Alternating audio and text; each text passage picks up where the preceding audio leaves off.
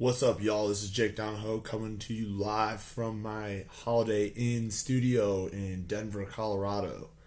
This one will just be a voiceover explaining the second major part of this project. As you've already heard from Mike, we took four cars, two E39 BMWs, two 1940 Buick Specials, which we'll later explain more in detail how this all came to be. But right now, this video is going to focus on the first BMW that was acquired to gut for parts. Now, this was a car that I bought roughly 4 or 5 years ago for parts. I had an E39 wagon. I was going to 5-speed swap it.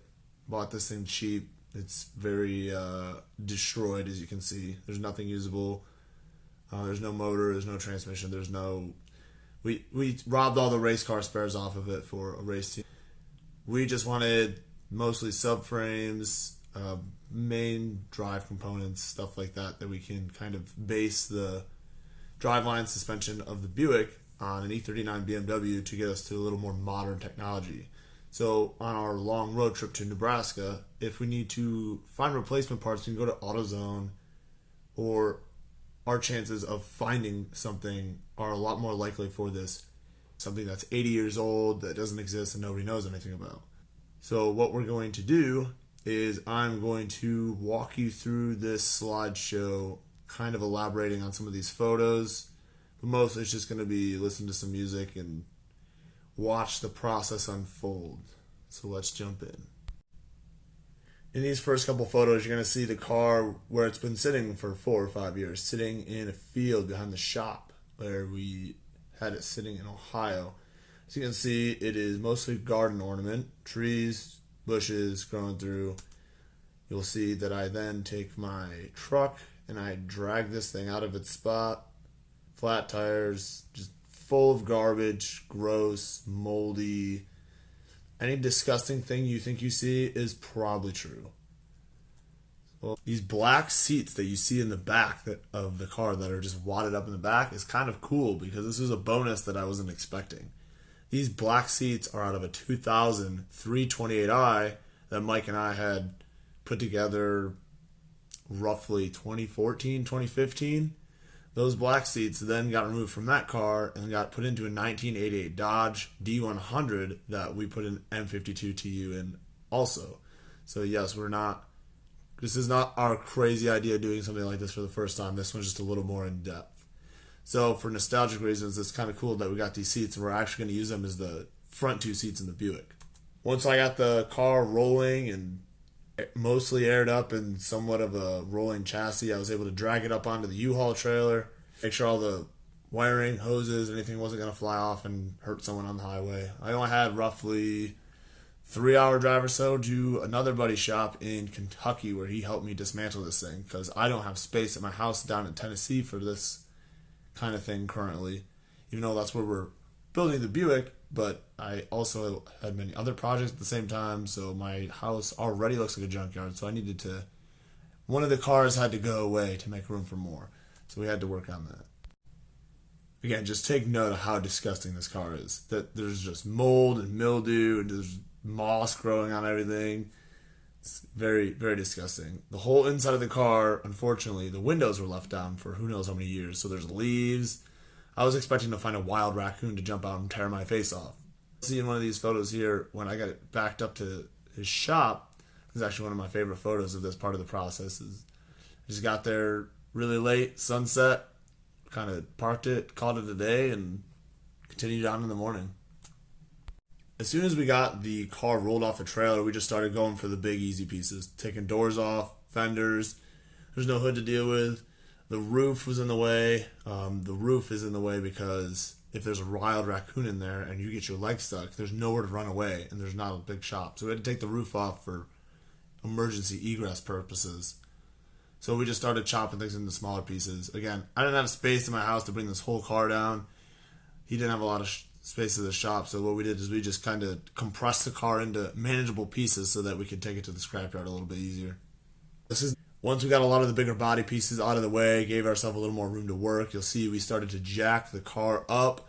Again, we're going mostly for the subframes here, any suspension components. So the reason we chose an E39 BMW is when I was at the shop one night, talking to one of my friends. Mike called me and we kind of went over dimensions because we originally were planning on doing a pickup truck or something easy. So we were thinking like a F-150 with a straight six. We just didn't want to do some LS swap something in the Buick. Just that's too mainstream for us. So we decided let's try and find something that's a little more obscure. So I just happened to be at the shop where this car was located in Ohio, and Mike called me. We started going over dimensions, and it was like God told us this is what we had to do. All the numbers that Michael was telling me was what I was seeing on the tape measure as I was laying out this car back in the woods. So it just made sense. We got up the way it was roughly close to what the Buick was, and we have a welder, so any difference is negligible at that point. Wait, 19 is a 3/4, isn't it? Sure is. I have that. I know I have that. Stupid sockets going on these bags. Careful, you're on TV. The children will hear you. Oh, you're actually videoing now. I am now. Oh. Gotta hold up my end of the bargain a little bit. Just a hair. This is the world's first E39 convertible. And it ate all the 10 mil sockets.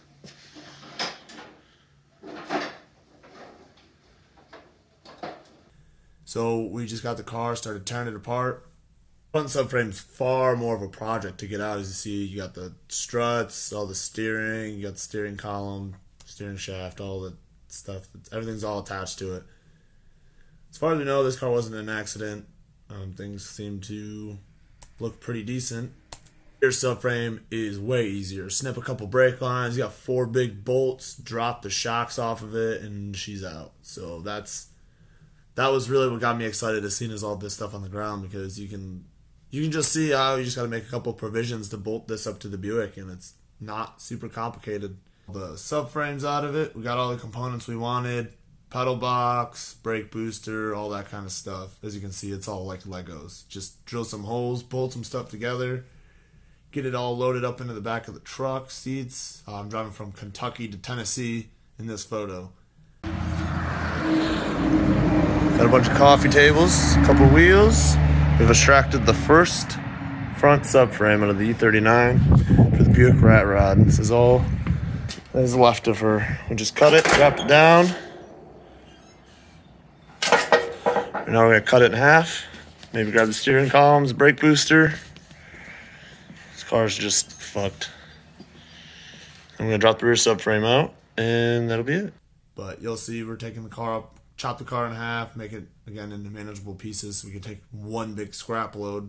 There's a couple Jeeps and other stuff back there to go as well. But yeah, we got quite a bit of stuff out of that car, surprisingly. In hindsight, I wish I got a couple more, because I actually sell a lot of this kind of stuff on eBay and do fairly well by just selling almost exclusively E39 parts. So I'm excited to get a little more. We elaborated on a lot of that kind of stuff a little more on the next part, since we bought another E39, the black one, which you've probably seen some photos floating around of. But it's been a process up to this point. So we're 2 cars deep. Mike's disassembled the chassis that we're using. He has gone over briefly the other Buick that he bought. Again, Mike's in Virginia, Norfolk, Virginia. I transported this white BMW from Columbus, Ohio, basically, up until went down to somewhere in Kentucky. I don't even remember exactly where we went. And then I transported all the usable pieces back down to Knoxville, Tennessee, where we will do the final assembly on the car, which is the longer stint of these episodes, which is coming up pretty soon. So you're not going to miss that, because we get way better about the video production and stuff like that. Because up to this point, we're just slaying parts, and this is all just winging it from the top of our head. We haven't planned anything. Nothing's wrote down anywhere. This is all just a dream and purchasing a welder, and we're just going from there.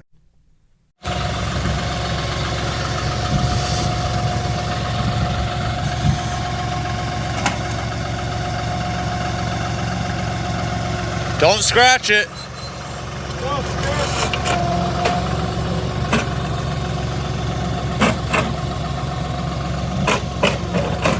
Don't drink and drive.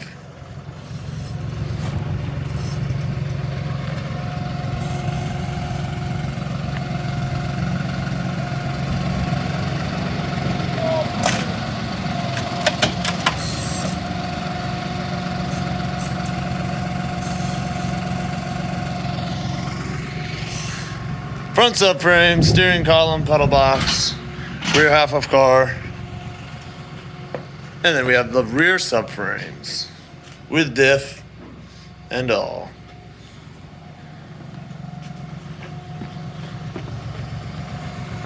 And that's what's left of it. What was once the greatest driving machine is now the world's greatest dumpster.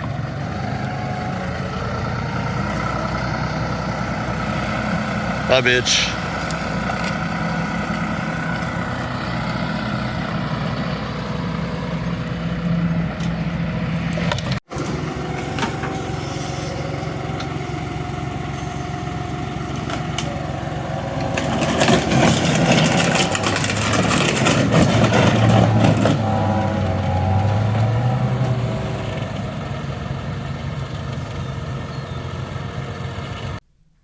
I think the part that got me the most excited up to obviously building the car, which as of this recording, we've actually got quite a bit of the car done. We're just lagging video content, but we're trying to catch that up. So once I got back to Tennessee, you'll see some of these shots of we're building this on my back patio. I have the truck unloaded, which was an adventure. It was about a 6-hour drive. My alternator took a shit in the truck. A couple other things. I think I got a flat tire. A couple little minor things, but I made it. They're just all more memorable things. So we get all this car laid out on my patio, subframes, aired up, and I start to lay it out roughly about how the car is going to be with the drive shaft, struts. Then I start to see, then the vision starts to come in place, and now I'm getting really excited. So now I'm excited to get the Buick, get all these parts married up into one spot, then we can really start tackling it. So look forward to the next couple of videos. It's going to start getting very eventful from this part forward.